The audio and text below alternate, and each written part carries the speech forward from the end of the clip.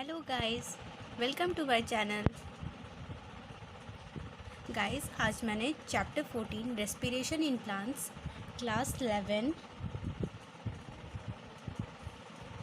NCERT biology की ली है। ये टॉपिक मैंने जानबूझ के लिया क्योंकि इसमें एटीपी फॉर्मेशन मेथड और एक जो रेस्पिरेटरी बैलेंस शीट है उस पर बच्चों को बहुत प्रॉब्लम आती है। सो मुझे भी आई थी, सो आई थॉट कि मुझे ये शेयर करना चाहिए आपके साथ। इसमें कोई ट्रिक तो नहीं है, बट मैंने इस टेबल को इस फॉर्मेट में बनाया है कि आपको इजीली याद हो सके। मैंने अपने टाइम पे ऐसे ही याद किया था। बिना वक्त गवाए लेट्स गेट स्टार्टेड। सबसे पहले हम सीखेंगे ATP formation method. ATP formation method.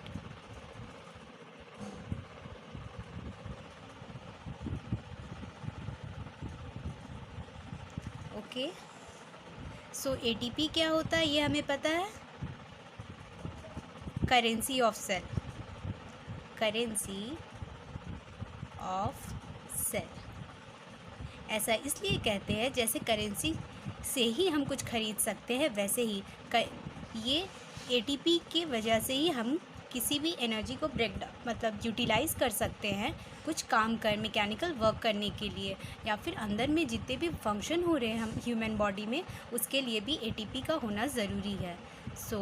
हम आगे प्रोसीड करते हैं। सबसे पहले तो ये जाना कि एटीपी होता क्या है। It is the currency of cell. Now इसके फॉर्मेशन में दो मेथड है। ओके, तो यहाँ पे लिख देती हूँ 2 मेथड्स। एक होता है डायरेक्ट, डैट मीन्स कि डायरेक्टली ये फॉर्म होता है। एक होता है इनडायरेक्ट। ठीक है, ये चीज़ याद रखनी है। डायरेक्ट में क्या होता है, substrate level phosphorylation. Substrate level phosphorylation. Phosphorylation okay. इसे हम शॉर्ट फॉर्म में SLP भी कह सकते हैं। यहाँ पर से 4 ATP का फॉर्मेशन होता है। ओके, सबस्ट्रेट लेवल फॉस्फोराइलेशन ये वो लेवल है जहाँ पर सबस्ट्रेट का ब्रेकडाउन होकर डायरेक्टली क्या फॉर्म होता है, ATP का फॉर्मेशन होता है। सबस्ट्रेट क्या होता है, जैसे कि ग्लूकोज हो गया, फैटी एसिड हो गया, बट मोस्ट फेवर्ड क्या है as per NCERT is glucose. इसे लिख देंगे most favoured. Okay, fatty acid होता है, प्रोटीन्स होता है, ये सब सबस्ट्रेट है। इनके डायरेक्टली ब्रेकडाउन से 4 ATP का फॉर्मेशन होता है, इसीलिए मैंने यहाँ पर लिखा है डायरेक्ट। ओके, नाउ इनडायरेक्ट में ATP का फॉर्मेशन कैसे होता है। इनडायरेक्ट में ATP का formation through FADS2 and NADS2 oxidative phosphorylation. इनके ऑक्सीडेशन से यहाँ पर क्या था, ब्रेकडाउन से, यहाँ पर इनके ऑक्सीडेशन से ATP का फॉर्मेशन होता है। ऑक्सीडेटिव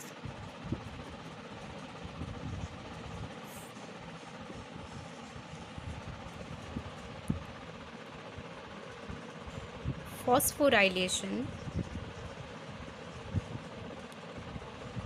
OP भी कह सकते हैं आप इसे शॉर्ट फॉर्म में याद रखने के लिए, वाया ETS साइकिल। अब ETS साइकिल क्या है, इलेक्ट्रॉन ट्रांसपोर्ट साइकिल या फिर इलेक्ट्रॉन ट्रांसपोर्ट सिस्टम। इससे कितने ATP का फॉर्मेशन होता है, 32 ATP और 34 ATP। ओके, यहाँ पर मैंने और इसलिए लिखा है क्योंकि बुक वाइज वेरी करता है। कहीं पे 32 ATP का फॉर्मेशन बताते हैं तो कहीं पर 34 ATP का, एंड ये ऐसे ही नहीं बताते हैं। By the process they are saying that the ATP are form 32 in number और 34 in number via ETS cycle through oxidative phosphorylation. Okay, guys मैंने यहाँ पर डिस्कस किया कि कैसे ATP का फॉर्मेशन होता है डायरेक्ट फॉर्म से और इनडायरेक्ट फॉर्म से। डायरेक्ट से फॉर्म होता है 4 ATP एंड इनडायरेक्ट से फॉर्म होता है 32 ATP या 34 ATP। तो टोटल हमें पता है कि टोटल ATP फॉर्मेशन कितना होता है, 36 ATP और 38 ATP। एक ग्लूकोज के टूटने से इतना एनर्जी हमें मिलता है। ओके, सो मैं रेस्पिरेटरी बैलेंस शीट भी आपके साथ शेयर करना चाहती हूँ। सो बिना वक्त गवाए प्रोसीड विद द टॉपिक। यहाँ पर मैं रब कर रही हूँ।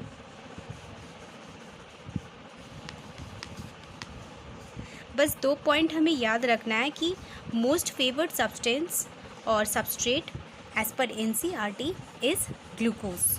ओके, सो यहाँ पर हम लिखते हैं द रेस्पिरेटरी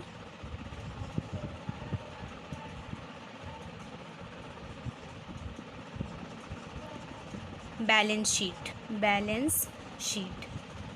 ये 2 आसान तरीके, एक तो मैंने पहले बताया कि ATP फॉर्मेशन मेथड, उसे याद रखना है एंड ये रेस्पिरेटरी बैलेंस शीट याद रखना है। इसके अलावा कुछ और चीज़ को याद रखने की ज़रूरत नहीं है। For the formation of ATP and कैसे ATP किस किस साइकिल में कितने कितने बनते हैं। तो यहाँ पर उस साइकिल का भी नाम मैं लिख रही हूँ। सबसे पहले ग्लाइकोलाइसिस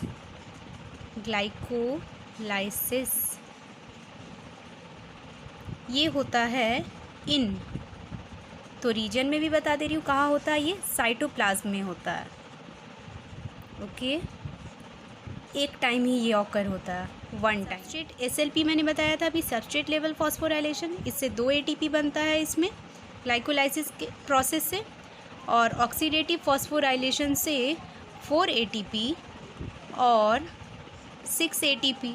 सो ग्लाइकोलाइसिस ऑकर होता है साइटोप्लाज्म में, एक बार होता है। सबस्ट्रेट लेवल फॉस्फोराइलेशन से 2 ATP बनते हैं इसमें एंड ऑक्सीडेटिव फॉस्फोराइलेशन से 4 ATP और 6 ATP का फॉर्मेशन होता है। Now the second is, and एक और चीज़ जो यहाँ पर बताने वाली है कि ATP का कंजम्पशन होता है। ATP कंजम्पशन होता है 2 ATP का, ठीक है। तो इस वाले लेवल में कितने ATP बने, 6 ATP और 8 ATP। Okay, so second cycle से कितने ATP का फॉर्मेशन होता है वो हम देखते हैं। सो यहाँ पर मैंने एक पूरा जेस्ट बना के, समरी बना के आपको दिखाया कि किस किस साइकिल से कितने ATP का फॉर्मेशन हो रहा है। सबसे पहले तो ये बताया कि ATP डायरेक्ट से कितने बनते हैं और इनडायरेक्ट से कितने बनते हैं। नाउ विद द किस किस साइकिल से कितने कितने बन रहे हैं, ठीक है। तो नंबर 2 है लिंक रिएक्शन या फिर लिंक साइकिल भी आप कह सकते हो, electron transport system. Okay, link cycle इसे कहते हैं। ये 2 टाइम्स ऑकर होता है, 2 टाइम्स। इसमें सिर्फ ऑक्सीडेटिव फॉस्फोराइलेशन होता है, वो इनडायरेक्ट वाला। ओके, 2 NADH2 टूट के 6 ATP बनाता है। अब ये समझ में नहीं आएगा कि 2 NADH2 से 6 ATP कैसे फॉर्म हो रहा है, क्योंकि एक NADH2 से होता है 3 ATP का फॉर्मेशन। ये चीज़ याद रखने वाली है, ठीक है।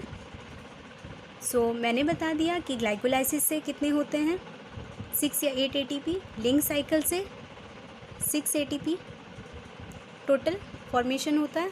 Now the last one is Krebs cycle. So मुझे ग्लाइकोलाइसिस को इरेज करना होगा। ये नंबर 3 है, क्रेब्स साइकिल।